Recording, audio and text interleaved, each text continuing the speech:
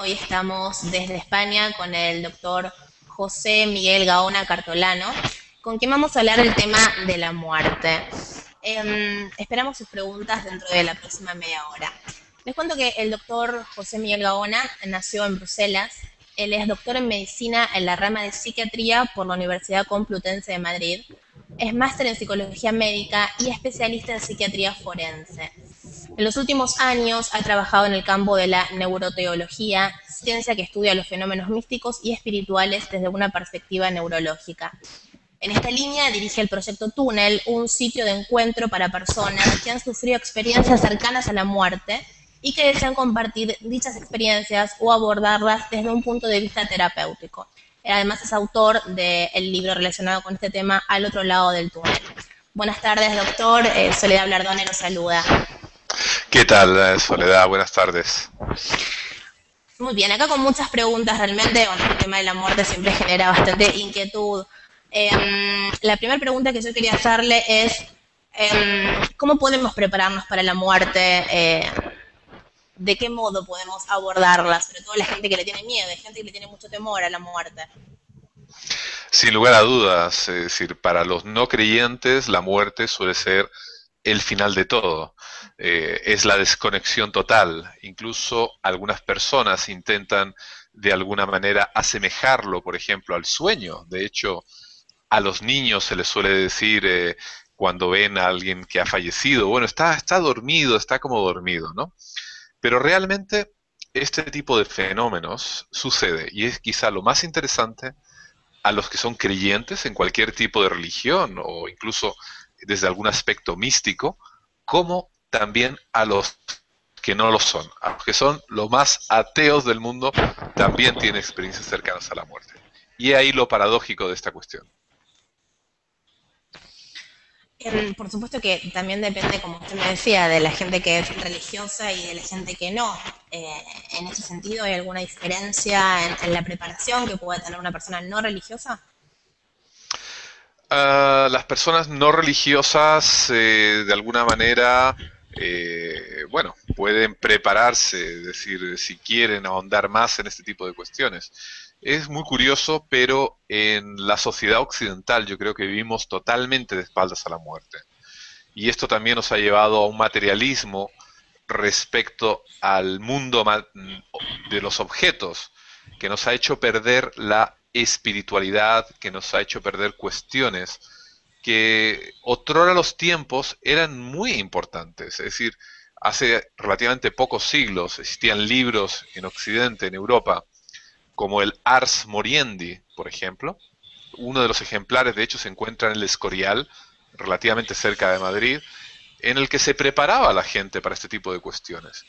También es de todos conocidos el libro tibetano de los muertos, en el que también se prepara, porque la vida no es otra cosa que un aspecto fugaz antes y después, al menos, de ese vacío en el que todos estamos. Tenemos muchas preguntas que nos están llegando, entre ellas la de Andrea Juárez de Uruguay, que le pregunta si todas las muertes son iguales y si se siente del mismo modo. Todo lo que son las propias experiencias de la muerte en ocasiones se presentan de manera parcial. Por ejemplo, esta misma tarde entrevisté a una chica que en España es muy conocida, Irene Villa, es una víctima de ETA que perdió las dos piernas durante un atentado con coche bomba, y dio la casualidad que me la encontré hace 2 o 3 horas en una radio donde trabajo, y siempre le había tenido curiosidad de preguntarle, ¿no? Había estado en coma y nunca, mejor dicho, había estado en parada cardiorrespiratoria. Me miró para un lado, miró para otro, y me dijo, sí, tuve también una experiencia. Ella en este caso tuvo la experiencia de la luz, del túnel y luego de personas que desde el mundo terrenal tiraban hacia abajo. Por supuesto que este tipo de experiencias tiene toda una dinámica, tiene toda una manera de ser, una serie de etapas. El túnel en un momento dado, los zumbidos, la luz, salir al otro lado del túnel, incluso en muchas ocasiones tener conversaciones con personas ya fallecidas o con seres de luz, que lógicamente los cristianos lo interpretan como si fuese Jesucristo, los musulmanes como si fuese Mohammed, y luego si acaso no se está un tiempo ahí, en ocasiones casi casi paseando por sitios idílicos, sucede mucho en personas que están en coma, por ejemplo, y luego hay una vuelta otra vez a la vida. En esa vuelta a la vida, esa es otra etapa, y se me ha olvidado mencionar a propósito el ver la vida delante de nosotros como una película, que también es otra de las etapas iniciales. Luego hay una vuelta, y en algunas ocasiones hay personas que adquieren cierto tipo de poderes de tipo precognitivo, es decir, el saber lo que va a suceder en un futuro próximo, o algún otro tipo de poderes un tanto especiales, llamémoslo así, ¿no? De hecho, aunque esto suene muy paranormal, muy sobrenatural, les diré como curiosidad que la Universidad de Virginia Occidental, el propio Bruce Grayson, que es el profesor de psiquiatría de estudios perceptuales, está haciendo en la actualidad un estudio sobre este tipo de cuestiones.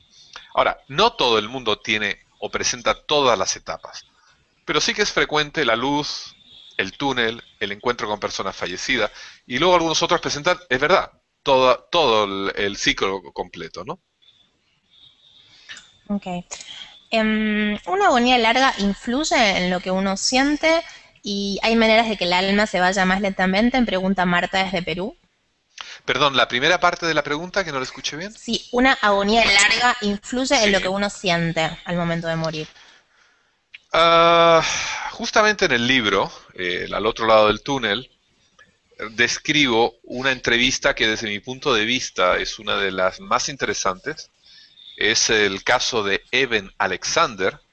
Es un neurocirujano de la Universidad de Harvard en Estados Unidos, al cual entrevisté hace relativamente pocos meses.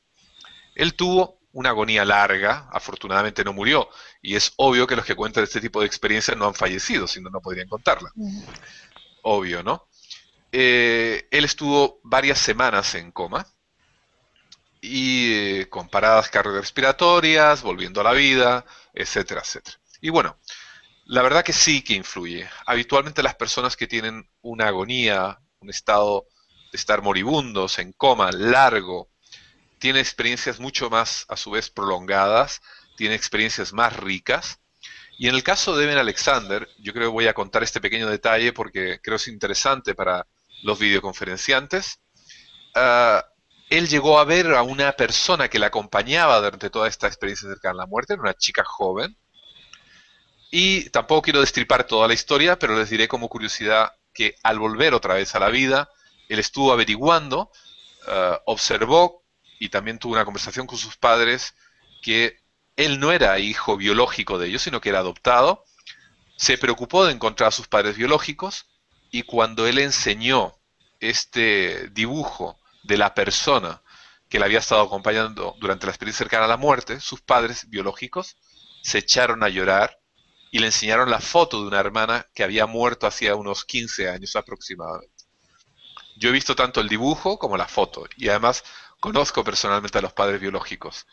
Es decir, hay cuestiones dentro de este tipo de experiencias que son realmente difíciles de describir desde la perspectiva científica puramente ortodoxa. Okay. Nos hablaba de su libro recién de Al otro lado del túnel. Cuéntenos los casos, ¿qué le dejó ese libro después de haberlo escrito? Bueno, la verdad es que el libro debe ser muy sincero, lo escribí para mí. A ver, me explico. Es un tema que me ha interesado desde hace muchísimo tiempo, con lo cual es un gusto poder ahondar en ello, investigar, viajar por medio mundo entrevistando a personas que son quizá las más conocedoras de este tipo de cuestiones, los mejores psiquiatras, los mejores neurofisiólogos, todo tipo de personas que han tenido un contacto directo y que se encuentran investigando. Por otro lado, existe otro mundo, el mundo anecdótico, podría llamarlo de esta manera. Es decir, personas que cuentan o relatan sus vivencias. Hay muchos libros a este respecto. El propio Raymond Moody, el autor de Vida después de la vida, que justamente prologa mi libro Al otro lado del túnel, ha recopilado en muchas ocasiones vivencias. Lo que he intentado de alguna manera es aunar, fusionar ambos mundos. Es decir, intentar explicar desde la neuropsiquiatría, desde la neurofisiología, gran parte de estas experiencias. Y por otro lado, acercar al lector lo mágico que puede ser la realidad. y que la ciencia debe entrar en ese mundo mágico. ¿Por qué? Porque al día de hoy la ciencia está descubriendo cosas que hasta hace pocos años parecían sobrenaturales. La física cuántica. Los físicos hablan hoy en día abiertamente de la cuarta, la quinta dimensión, de los mundos paralelos. Es decir, de cuestiones que nuestros cinco sentidos, tan solo tenemos cinco sentidos, pueden llegar a comprender, pero va mucho más allá la realidad. Por lo tanto, es muy posible que gran parte de esta realidad se nos escape. No solamente se nos escape, sino que es obligación de la ciencia ahondar en este tipo de cuestiones. ¿Qué cree usted personalmente que pasa cuando nos morimos, una vez que ya dejamos este mundo? Imaginaba que me lo iba a preguntar. La verdad, eh, la verdad que la ciencia, yo soy un científico ortodoxo, es decir, mi formación ha sido científica al máximo, a extremos brutales. Yo cuando inicié este tipo de investigaciones era tremendamente escéptico. Sin embargo, a medida que he ido conociendo no solamente los testimonios, sino estudios científicos de último rango, de última generación, he ido descubriendo una serie de perspectivas. Antes no creía nada, ahora tengo serias dudas acerca de ello. Es posible que existan ciertas cuestiones. Es posible que la conciencia pudiera de alguna manera mantenerse en algún otro estado distinto al que estamos acostumbrados, fuera de un soporte orgánico, de un soporte físico, de un soporte anatómico como el cerebro. No estoy diciendo de la misma manera, pero quizá de en alguna otra dimensión, en alguna otra vivencia. Ok. Mariano López, desde Perú, le pregunta Sí. si hay que tenerle miedo a la muerte. Bueno, no sé si miedo, pero respeto, sin lugar a dudas. Es decir, a pesar de haber escrito este libro, yo no puedo, como es lógico, faltaría más, sería prepotente por mi parte poder asegurar, ¿no?, que hay otras cosas de una manera definitiva. Parece que hay otras cosas. Parece que puede haber vida inteligente en otros planetas, ¿no? Es muy probable que lo haya. Hasta ahora no hemos podido verificarlo. Hay que vivir esta vida como si fuese única, porque es probable que fuese única, y luego, como yo le digo a mis pacientes, ya veremos si hay otra. Si hay otra, la disfrutaremos también. Pero no quiero en un momento dado abrir ventanas a aquellas personas que no puedan disfrutar de esta. Más aún, da toda la impresión que aquellas personas que no han acabado su vida, esta vida presente, son sobre todo aquellas que cuando tienen esta experiencia cercana a la muerte, los mandan de vuelta a acabar la vida. Aparece algún familiar ya fallecido, aparece una entidad luminosa, aparece un ser aparentemente divino, digámoslo así, que le dice, hey, hey, tú no has acabado lo que habías venido a hacer aquí, así que ya puedes estar volviendo. De las experiencias que le han contado sobre esas entidades luminosas de las que usted me habla, ¿cómo son, hablan con esas entidades? ¿Qué función cumplen? Son entidades que aparecen en todas las religiones, además. Además es muy curioso porque cuento algunos casos del libro, como por ejemplo sectas de origen judío que no creen en este tipo de cuestiones. Y sin embargo, a ellos también les aparecen. Existe un grupo de individuos también que creo que es muy llamativo, como los niños, porque siempre se ha dicho que este tipo de cuestiones puede ser una influencia cultural, lo que hemos aprendido desde que somos niños, a través de nuestra religión, la cultura, lo que hemos visto en videoconferencias, en la televisión, en los libros, en la prensa. Sin embargo, también lo describo en el libro, la existencia de niños, 3, 4, 5 años, que aparentemente no han tenido ningún tipo de influencia cultural, y sin embargo relatan las mismas cuestiones. Es decir, han tenido un túnel, se han encontrado con la luz y se han encontrado muchas veces con, en el caso de los niños, he de decir que es curioso, porque se van a encontrar con otros niños también luminosos, que hablan con ellos, a veces personas fallecidas, y les indican nuevamente que lo mejor es volver a su cuerpo. Siempre se escucha esto de que hay como resistencia en que uno quiere volver, como que uno se encuentra en cierto estado de Sí, que cuesta volver. sí, sí. justamente esta persona de la que hablaba hace un momento, Irene Villa, víctima de ETA, me comentaba que no quería volver.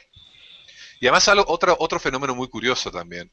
Cuando uno habla de estas cuestiones, aunque nadie lo suele reconocer públicamente, siempre casi todo el mundo se te acerca después en privado, ¿no? Y te dice, oye, pues mira, a mí me pasó tal cosa, me pasó esta otra, lo que vulgarmente se conoce como salir del armario, ¿no? Es decir, mucha gente tiene miedo a que le tilden de loco, de desequilibrado, por contar este tipo de cuestiones. Hasta el punto que en muchas ocasiones observamos hombres o mujeres que nunca se lo han contado a sus propias parejas y que sin embargo nos lo cuentan a nosotros.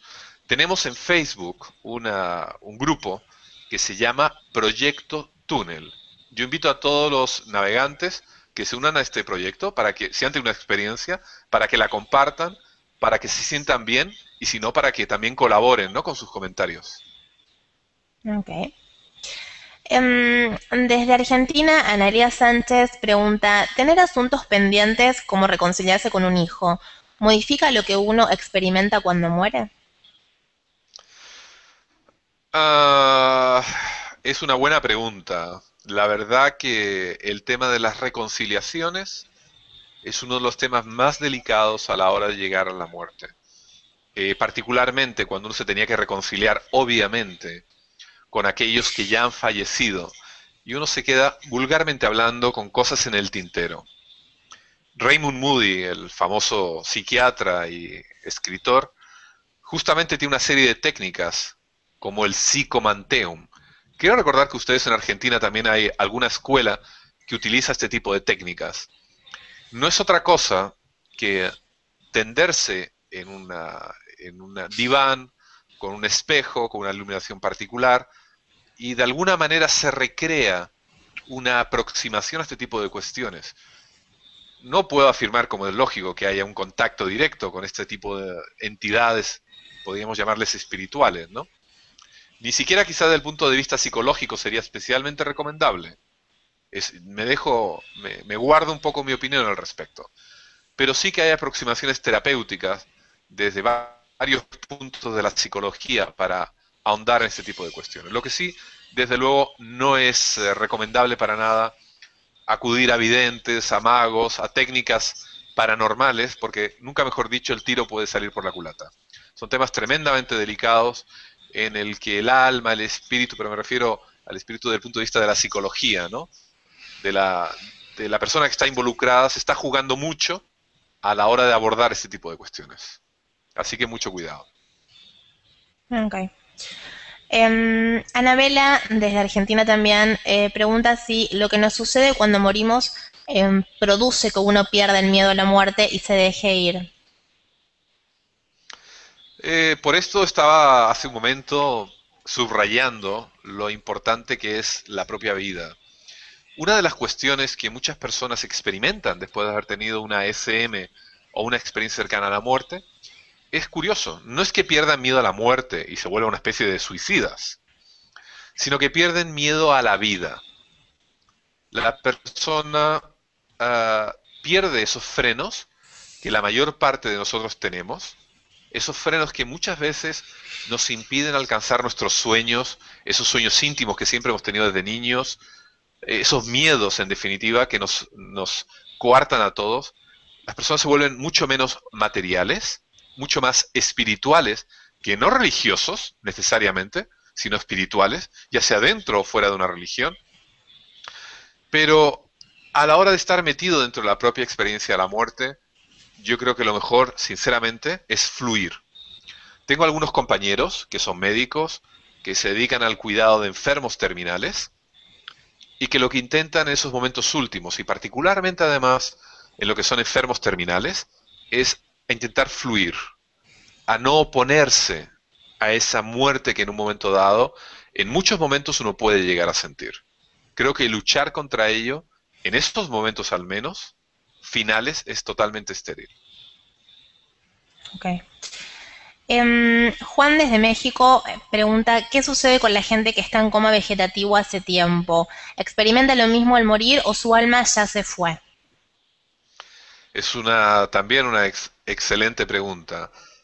las personas que se encuentran en coma, incluso con ciertos patrones electroencefalográficos que hasta hace poco se podrían considerar como muerte clínica, se está viendo que quizá estos patrones electroencefalográficos no sean veraces o no se correspondan con una actividad cerebral totalmente nula. De hecho, se está apreciando que algunos sí que tienen en un momento dado actividad cerebral. Otra cosa es que el electroencefalograma, que muchas veces no suele captar sobre todo actividad mucho más cortical y no tan profunda, cortical quiere decir de la propia corteza cerebral y no tanto la profunda, esté exento de todo tipo de actividad. Es probable que creamos muchas veces que no hay actividad y sí la hay. Ahora bien, esa persona que está en coma, ¿cómo se puede enfrentar a la muerte? Bueno, anteriormente he mencionado el tema de Ben Alexander, que se encontró en coma mucho tiempo. La propia Irene Villa, esta víctima de ETA, que también me he encontrado con ella esta misma tarde, pero podría mencionar muchos más casos, tienen experiencias cercanas a la muerte durante el coma. Y los que estamos fuera de ese coma, que estamos observándolo, incluso intentando monitorizarlos con todo tipo de aparataje, no nos damos cuenta de que en muchas ocasiones hay algo en un momento dado, ¿no? Es decir, hay actividad cerebral y esto es importante entenderlo. ¿Hasta qué punto? Es desconocido. No tenemos aparatos para poderlo medir. Y obviamente, como he dicho antes, los únicos que no lo han podido contar son los que vuelven, no los que después del coma se van. Ok. Irene, desde Chile, pregunta, ¿qué tienen en común esta gente que pasó por la experiencia del túnel y qué es lo que tienen de distinto? Bueno, la experiencia del túnel, la mayor parte de las veces es común. Además, suele ser la más inicial. Es muy discutida muchas veces por los científicos más ortodoxos, porque dicen que, bueno, que por ejemplo, las personas que están en unas pruebas de tipo G, que quizá muchos de ustedes la habrán visto en la televisión, los pilotos, astronautas, los ponen una centrifugadora y cuando comienza a faltar la sangre en el cerebro, aparece una visión tipo túnel y la persona puede llegar a perder la conciencia. De manera aislada se pueden reproducir este tipo de fenómenos. Lo que no se puede reproducir es toda la secuencia completa. Y más aún, este tipo de fenómenos, si atendemos a las explicaciones de muchos científicos o neurofisiólogos ortodoxos, nos daremos cuenta que a medida que estamos más moribundos, que falta más el oxígeno, la experiencia debería ser cada vez menos clara. Pero por el contrario, los que vuelven de ahí hablan de hiperrealidad, de estar intelectualmente mucho más claros que en la normalidad. Llega a ser tan espectacular la experiencia que una de las características al volver de la misma es la inefabilidad, que es la dificultad para poder explicar dicha experiencia. En común, las etapas iniciales, sin lugar a duda. A medida que suben las etapas, es decir, que hay más y más etapas, suelen ir diferenciando ya los distintos grupos. Y desde luego quizá algo que no tienen en común y que presenta la menor parte, afortunadamente, de las personas, son lo que describo en el libro como las experiencias infernales. He utilizado esa denominación no por afinidad con ningún grupo religioso, sino para que coloquialmente nos entendamos. Son experiencias en las que se presentan seres desagradables, ruidos, sonidos, olores, una experiencia tremendamente incómoda en el que la persona se sobrecoge. Afortunadamente suele ser menos de un 7, un 5, un 8% de las mismas. Y en principio, que se sepa, no tiene que ver con ningún aspecto moral del individuo. Es decir, no Mm. porque uno haya cometido ciertas acciones en su vida, aparentemente hay correlación con este tipo de cuestiones. De hecho, menciono en el libro algunos estudios, por ejemplo, hechos realizados con personas que han sufrido una experiencia cercana a la muerte y que, sin embargo, habían matado a otras personas, es decir, una de las conductas más abyectas moralmente hablando del punto de vista humano, y sin embargo no habían tenido experiencias infernales. Ok. Bueno, también relacionado con el tema de la luz en el túnel, María desde Panamá pregunta, esa gente que ve una luz y recuerda momentos de su vida y finalmente no muere, ¿volverá a ver lo mismo cuando esto realmente suceda? Bueno, ya son preguntas complicadas, ¿eh? Habría que transitar por la experiencia, Casi, casi. pero no volver. Bueno, uno de cómo nació mi interés por este tipo de cuestiones, ya fue hace muchos años. Me he tratado sobre todo a muchos toxicómanos. En España tuvimos una gran epidemia de consumidores de heroína y de drogas por vía intravenosa. Y muchos tenían paradas cardiorrespiratorias.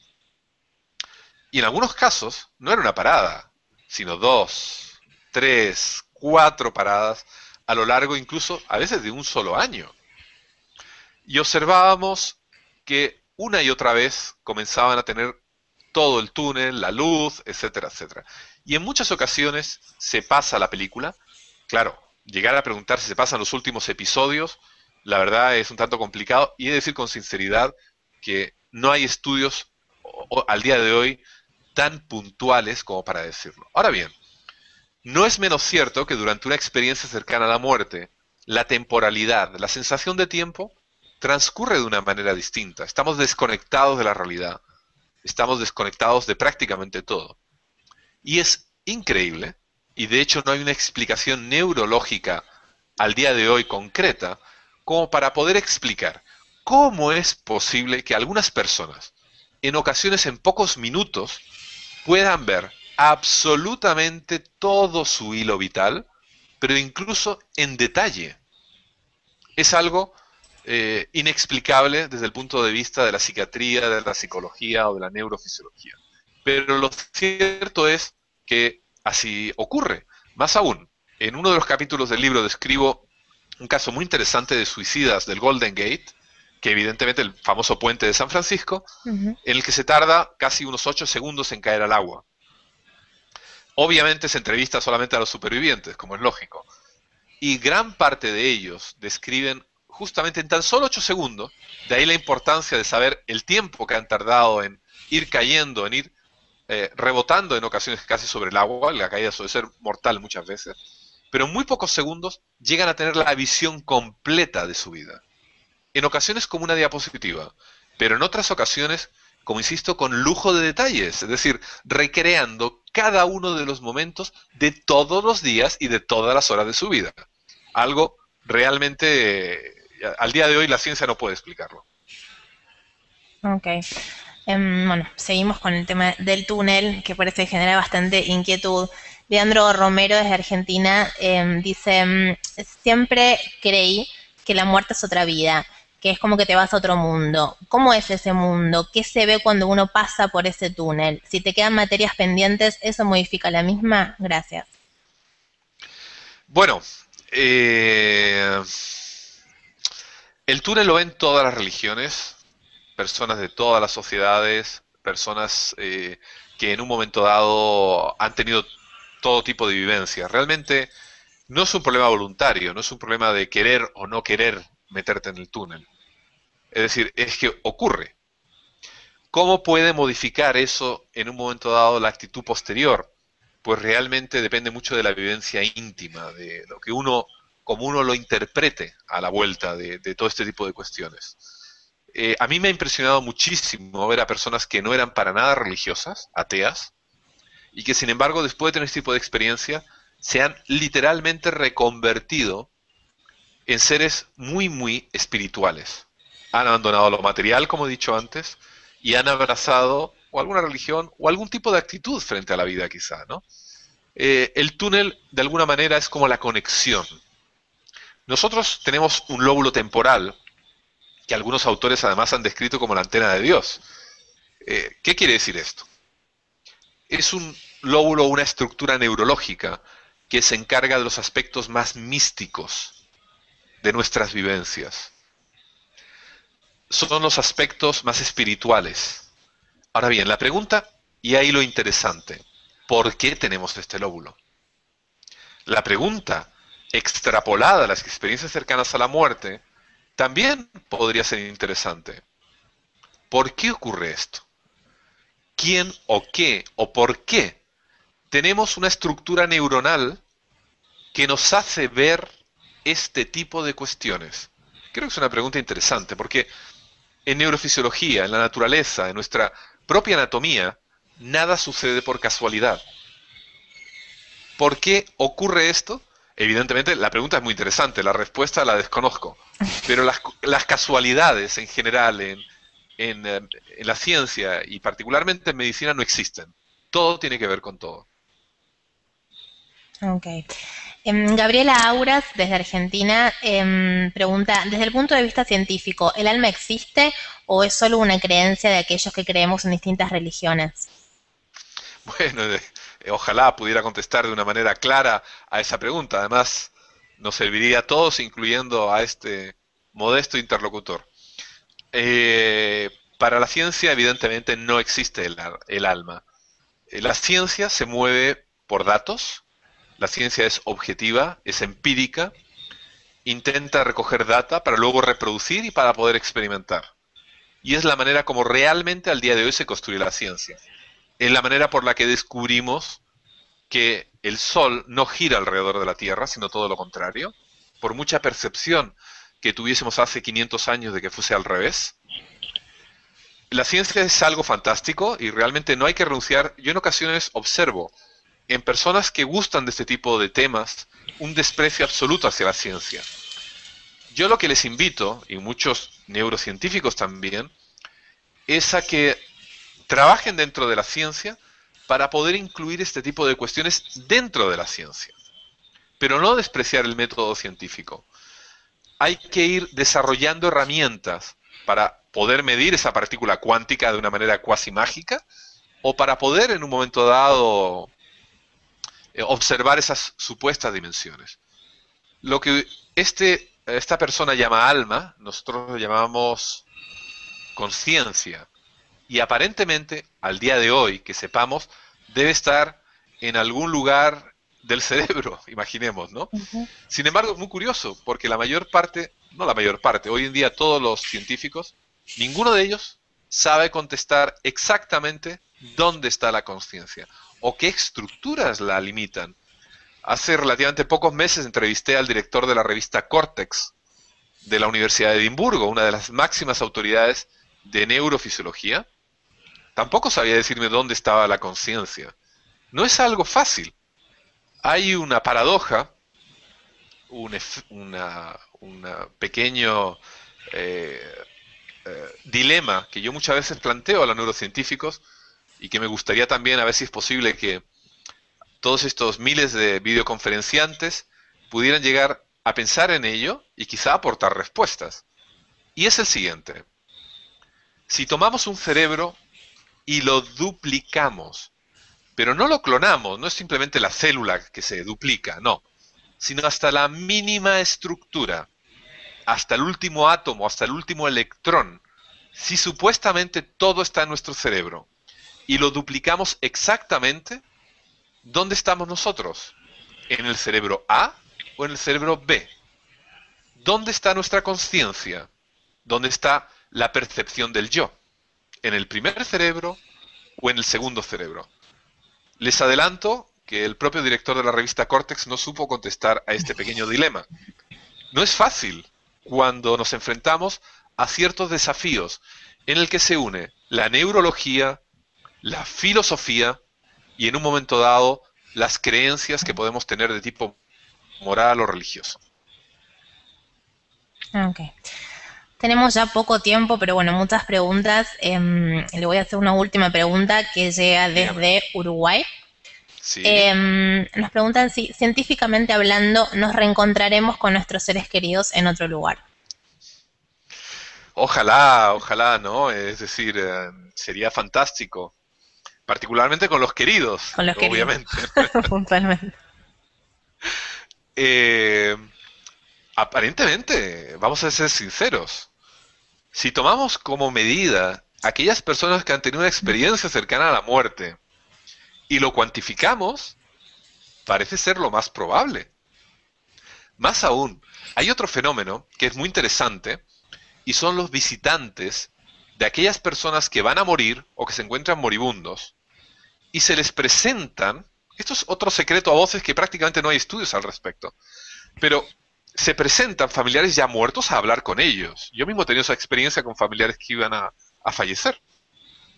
Y de Mm. repente uno va a visitar a esta persona al hospital, pero cuidado, en otras ocasiones la persona no está moribunda ni su metabolismo funciona mal, sino que está perfectamente bien.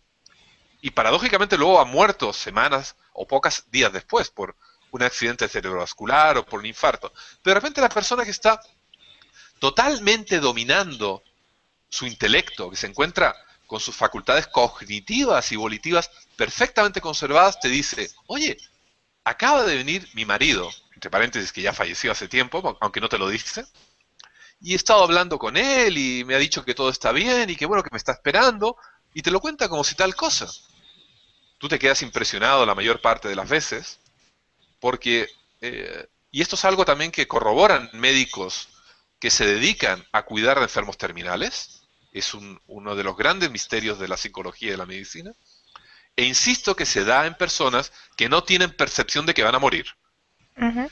Y de repente te lo cuentan, te dicen, oye, se ha presentado fulanito o menganito, y ya está fallecido. La mayor parte de las veces suele ser premonitorio de ese fallecimiento que va a ocurrir en los días o semanas posteriores. Es un fenómeno inexplicado, pero parece otro señal más de que parece que hubiese alguien, ¿no? De alguna manera tendiendo una mano desde ese más allá diciendo, no te preocupes, estamos aquí esperando por ti. O sea que si tenemos alguna de esas visitas hay que estar atento y alerta. Pues sí, la verdad, por lo menos llevarse bien con ellos, por si acaso. Bueno, doctor, ha sido un placer haberlo tenido con nosotros hoy. Un placer también haber compartido con este trabajo que la verdad ha llevado varios años y me ha enriquecido personalmente y ese enriquecimiento es el que he querido compartir con todos ustedes porque la vida es algo mucho más de lo que la ciencia al día de hoy puede medir y ya veremos si quizá dentro de unos años, de pocos años, este tipo de cuestiones son sumamente científicas porque la realidad es mucho más mágica de lo que puede aparentar, de lo que puede ser, y sin embargo les invito de todos modos, como ya he dicho, a vivir esta vida. Ya veremos la siguiente. Vivan esta, pásenlo bien, disfruten, sean buenas personas, que seguramente en la otra vida se les recompensará. Bueno, muchas gracias, ha sido muy amable. A Y ustedes, a ustedes los esperamos en una nueva emisión de América Directo. Muchas gracias por estar ahí. en Occidente, en Europa, como el Ars Moriendi, por ejemplo, uno de los ejemplares, de hecho, se encuentra en el Escorial, relativamente cerca de Madrid, en el que se preparaba a la gente para este tipo de cuestiones. También es de todos conocidos el libro tibetano de los muertos, en el que también se prepara, porque la vida no es otra cosa que un aspecto fugaz antes y después, al menos de ese vacío en el que todos estamos. Tenemos muchas preguntas que nos están llegando, entre ellas la de Andrea Juárez de Uruguay, que le pregunta si todas las muertes son iguales y si se siente del mismo modo. Todo lo que son las propias experiencias de la En muerte. ese sentido, ¿hay alguna diferencia en la preparación que puede tener una persona no religiosa? Las personas no religiosas, de alguna manera, bueno, pueden prepararse, es decir, si quieren ahondar más en este tipo de cuestiones. Es muy curioso, pero en la sociedad occidental yo creo que vivimos totalmente de espaldas a la muerte. Y esto también nos ha llevado a un materialismo respecto al mundo de los objetos, que nos ha hecho perder la espiritualidad, que nos ha hecho perder cuestiones que otrora los tiempos eran muy importantes. Es decir, hace relativamente pocos siglos existían libros. Experiencias o abordarlas desde un punto de vista terapéutico. Además es autor del libro relacionado con este tema Al otro lado del túnel. Buenas tardes, doctor. Soledad Blardone nos saluda. ¿Qué tal, Soledad? Buenas tardes. Muy bien, acá con muchas preguntas realmente, bueno, el tema de la muerte siempre genera bastante inquietud. La primera pregunta que yo quería hacerle es, ¿cómo podemos prepararnos para la muerte? ¿De qué modo podemos abordarla? Sobre todo la gente que le tiene miedo, hay gente que le tiene mucho temor a la muerte. Sin lugar a dudas, es decir, para los no creyentes la muerte suele ser el final de todo. Es la desconexión total. Incluso algunas... Hoy estamos desde España con el doctor José Miguel Gaona Cartolano, con quien vamos a hablar del tema de la muerte. Esperamos sus preguntas dentro de la próxima media hora. Les cuento que el doctor José Miguel Gaona nació en Bruselas. Él es doctor en medicina en la rama de psiquiatría por la Universidad Complutense de Madrid. Es máster en psicología médica y especialista en psiquiatría forense. En los últimos años ha trabajado en el campo de la neuroteología, ciencia que estudia los fenómenos místicos y espirituales desde una perspectiva neurológica. En esta línea dirige el proyecto Túnel, un sitio de encuentro para personas que han sufrido experiencias cercanas a la muerte y que desean compartir dichas. Las personas intentan de alguna manera asemejarlo, por ejemplo, al sueño. De hecho, a los niños se les suele decir cuando ven a alguien que ha fallecido, bueno, está dormido, está como dormido, ¿no? Pero realmente este tipo de fenómenos sucede y es quizá lo más interesante a los que son creyentes en cualquier tipo de religión o incluso desde algún aspecto místico, como también a los que no lo son. A los que son los más ateos del mundo también tienen experiencias cercanas a la muerte. Y ahí lo paradójico de esta cuestión. Por supuesto que también depende, como usted me decía, de la gente que es religiosa y de la gente que no.